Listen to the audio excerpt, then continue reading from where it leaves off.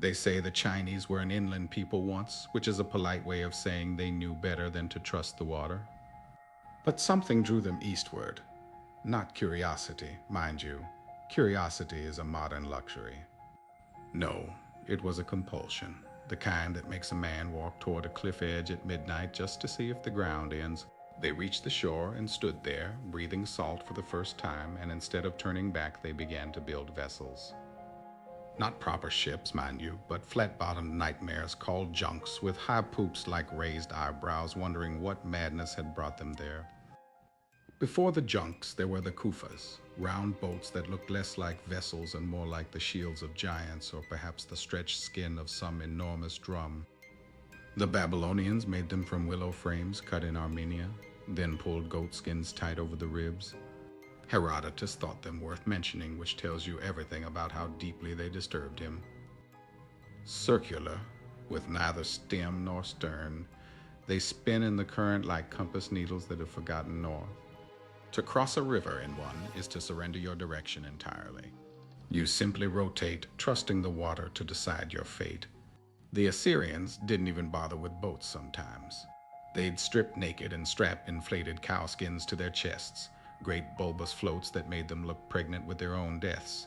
You can see them in the sculptures, swimming across the Tigris with these pale balloons under their chins, their legs kicking below like insects drowning slowly. It's efficient, certainly. But there's something obscene about it, the way the animal's last breath keeps the man alive. They crossed rivers like this for centuries, and I suspect some of them never truly reached the other side. How could they, when they were already floating in the skin of the sacrificed? Then there were the reed floats, two bundles of dried papyrus bound together like twin cigars, or perhaps like two fingers crossed for luck in a godless universe. Professor Breasted found them still in use in Nubia 5,000 years after they first appeared in the pyramid texts. 5,000 years of the same design, which should tell you that progress is a myth, and we are all still using the same desperate tricks to stay above water. The ferryman stands in the stern, poling across the channel. He doesn't look at you. He's looking at the island ahead, which in the text is not an island at all, but the far shore of death. In the pyramid texts, these aren't just boats.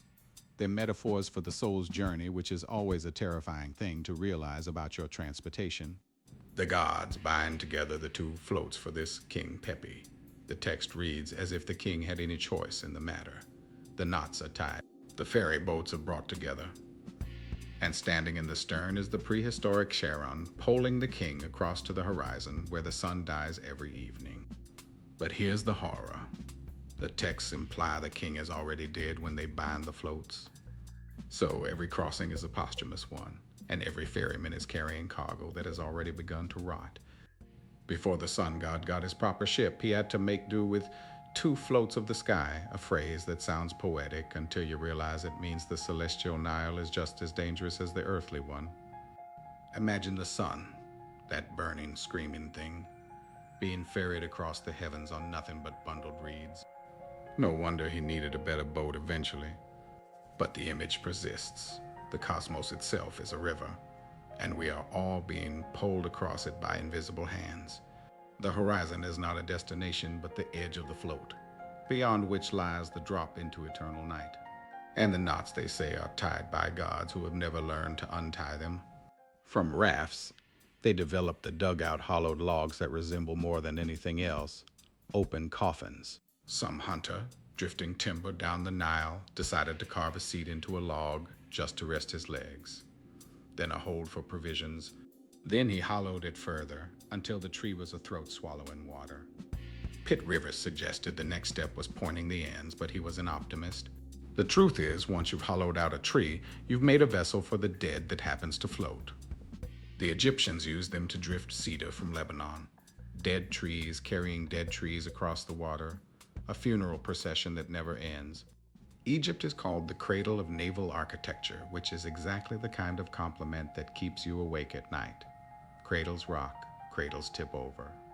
And Egypt was a cradle built on a river that flows backward, or so it seemed to the ancients. The north wind blew upriver with the regularity of a heartbeat, allowing ships to sail against the current without oars, a phenomenon that must have seemed like divine permission to venture further. But permission for what? To carry stones from quarries, yes, to bring cedar from Lebanon, but also to carry the dead. Because in Egypt, every journey is ultimately a funeral procession, and every ship is a hearse that hasn't admitted it yet. The Old Kingdom tomb paintings show us the truth. Shipbuilding was organized labor, gangs of men under overseers, constructing vessels large and small with the efficiency of ants building a grave mound. They worked in teams, measuring, cutting, binding. Snefru built ships nearly 170 feet long, longer than some villages, to fetch cedar from the Phoenician coast. 40 vessels he sent. Imagine the sound of 40 forests being felled at once, the scream of cedar trees knowing they would become coffins for the sea. The overseers didn't carry whips. They carried measuring rods, which is worse somehow. Precision in the service of madness. Snefru sent his fleet to Lebanon for cedar, but I think he was really fetching something else. Perhaps the trees' souls or the shadows they cast at noon. Cedar doesn't grow in Egypt. It must be imported, which means every Egyptian ship is made of foreign ghosts. The vessels returned laden with logs that had grown on Phoenician slopes, and the Egyptians learned that the sea could bring them wood, but also that the wood remembered where it came from. That's the secret horror of imported timber. It dreams of its native soil, and in those dreams it drags the ship back toward the abyss. Look at the bows of these ships. Chinese junks, Egyptian galleys. It doesn't matter. They have eyes painted or inlaid on them, not decorative, functional. The ships need to see where they're going because the sailors have stopped looking. These eyes appear on models of ancient Egyptian ships and on modern Chinese junks thousands of years later, which suggests either a shared nightmare or that ships themselves demand to be watched. When you paint eyes on a vessel, you acknowledge it is alive. When you launch it, you release a witness. The eyes watch the horizon. The eyes watch the crew. The eyes watch you, sleeping in your berth, wondering if you float as well as the wood does. They crossed the Red Sea too, not the Moses version. That's a different horror. But the pharaonic expeditions sent to Punt and beyond, the water there is a different color, a darker red that has nothing to do with the name and everything to do with what lies beneath. The Egyptians took vessels with numerous oars and sails that appear on pottery dating back 6,000 years. 6,000 years of paddling towards something that doesn't want to be found.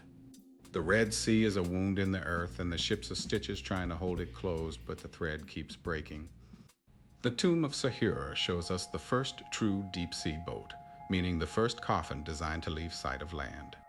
5th dynasty, around 2600 BCE, the vessel is high-prowed, ambitious, and utterly mad. To sail beyond the horizon in such a thing was to gamble that the world didn't end just out of view. Sahura sent expeditions to Punt, which we call Somaliland now, as if naming it makes it less mythical.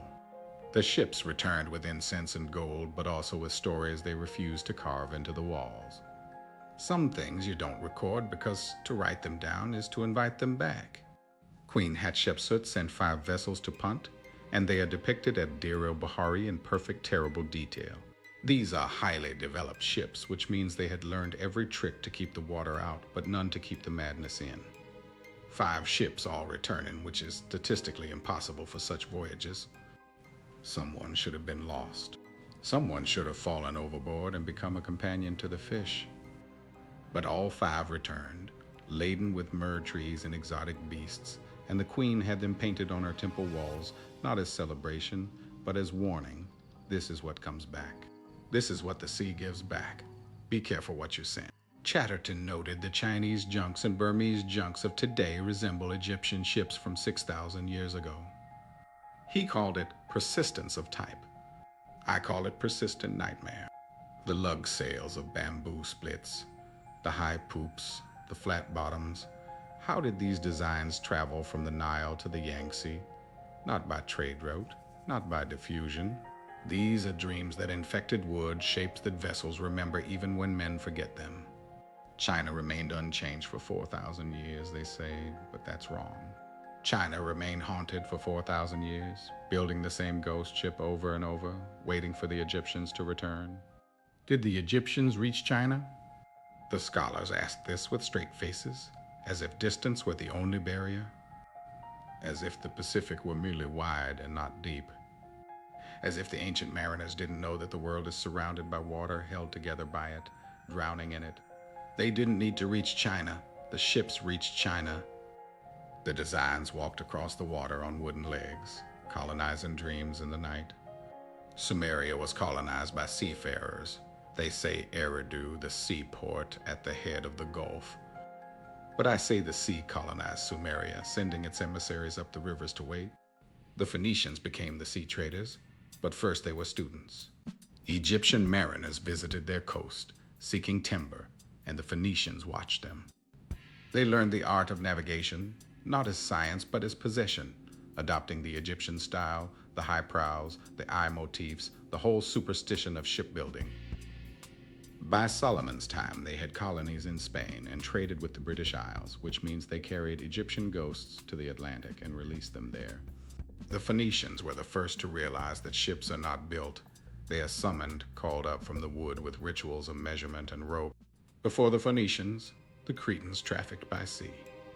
They imported obsidian from Melos at the dawn of history, sharp volcanic glass used for cutting, for sacrifice, for opening things that should stay closed.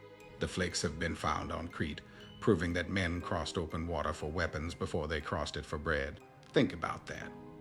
The first maritime trade was in knives. The first cargo was cutting. The sea has always known what we wanted from it, and it provides, but everything it provides is sharp and hungry. The Cretans built their civilization on imported obsidian, which is to say on imported blood.